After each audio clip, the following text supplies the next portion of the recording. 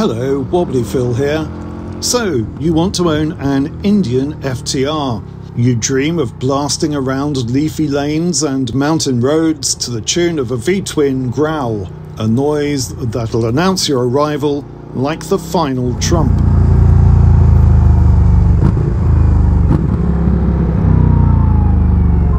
You park up at a country cafe or a seaside pub, and a bevy of admirers gather round to marvel at your shiny machine and wonder at this modern incarnation of the American motorcycle industry. That's the dream. But what's it really like to own what Ryan FortNine gushingly described as the most beautiful motorcycle?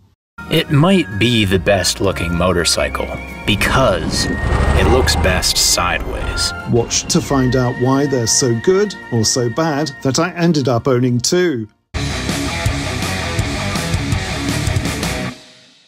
Since my first foray into old bike ownership 30 years ago, I've always had a modern backup bike in the shed for those days when the pride and joy just won't go. And believe me, there are lots of days like that.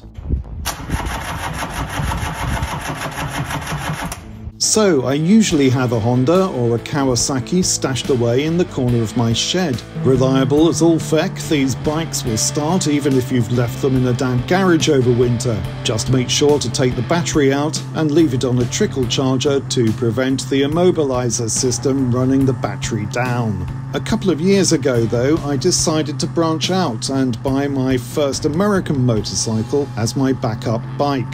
I'm not a fan of Harleys, even though they do appear to be frightfully popular with dentists, accountants, and advertising execs who like to imagine they're Peter Fonda on sunny Sundays. But Indian had recently launched the FTR 1200, and it was getting rave reviews.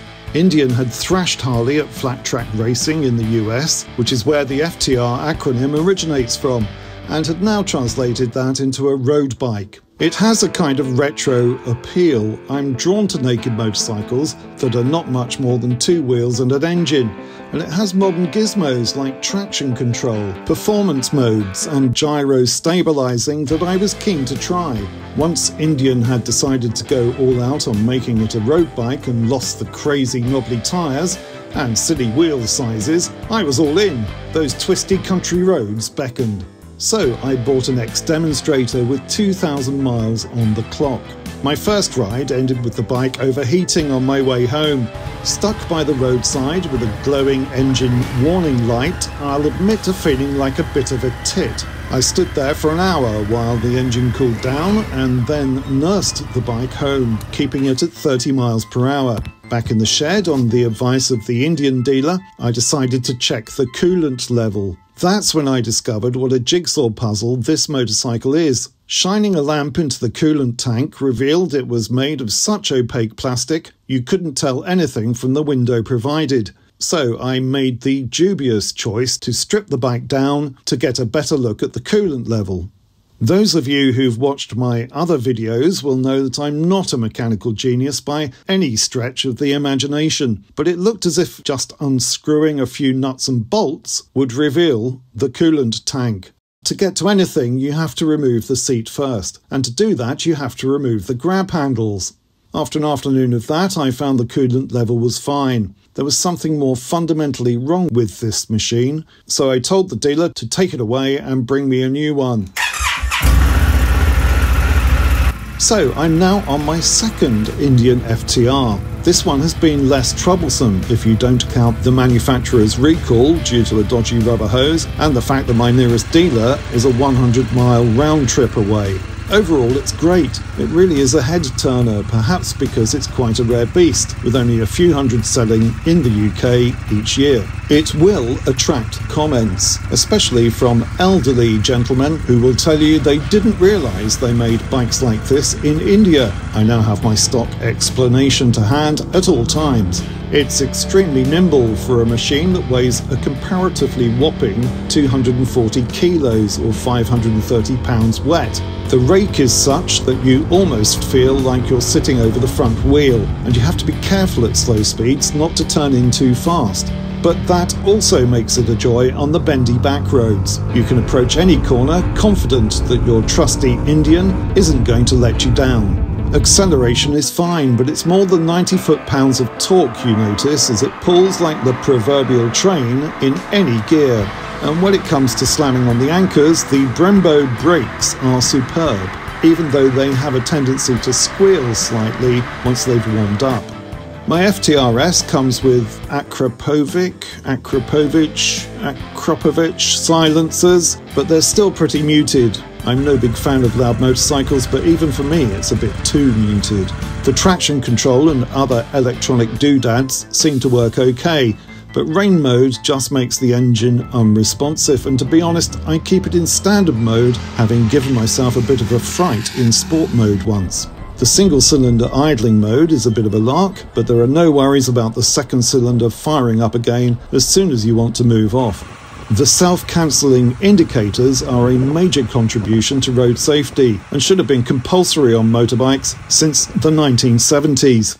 That's not to say I don't have gripes. As you know, if you follow this channel, I always have gripes. Although my 2022 model came with remapped fueling after Indian took note of complaints the bike was a difficult starter, it's still a bit lumpy at slow speeds around town. This can apparently be resolved by flashing the ECU, but Indian have had years to get this right. Why should I pay hundreds of sovs to do it for them? But then I've never ridden a fuel-injected bike that wasn't jerky at low revs. Because of the globs of torque on tap, my solution is to ride around 20 and 30 mph areas in third or fourth gear. It's much smoother that way, and you can still get out of any trouble quickly. Just avoid chugging the engine. Clutch control takes a bit of getting used to, as it's kind of an on-off affair. It's also annoying that Indian haven't seen fit to equip the FTR with a hydraulic clutch system. Come on, Indian, for this amount of money a cable-operated clutch isn't good enough. The TFT dashboard is neat and clear in all lighting conditions, but the startup sequence takes too long. When you've seen it once, you don't need to see it again, and again, and again, and again.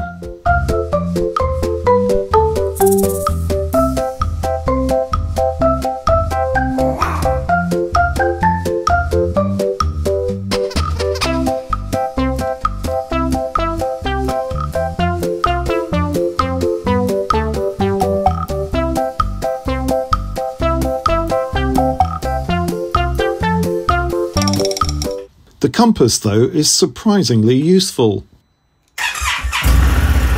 The seat's comfortable enough for a longish trip. You'll be getting off the bike to fill up every hour or so anyway, given the titchy tininess of the fuel tank and the weirdly inconsistent fuel gauge. Lastly, the looks. In real life, the FTR is quite a confusing mishmash of tubes, cables and hoses. I like to see a bike's engine on display, but on the FTR, it's almost completely hidden. Because of that, and because Polaris, the company that owns Indian, also makes snowmobiles, there's always a bit of me that imagines I'm Nanook of the North when I'm out riding, but that's probably just me and the strange way my mind works. So, is the Indian FTR the most beautiful bike in the world?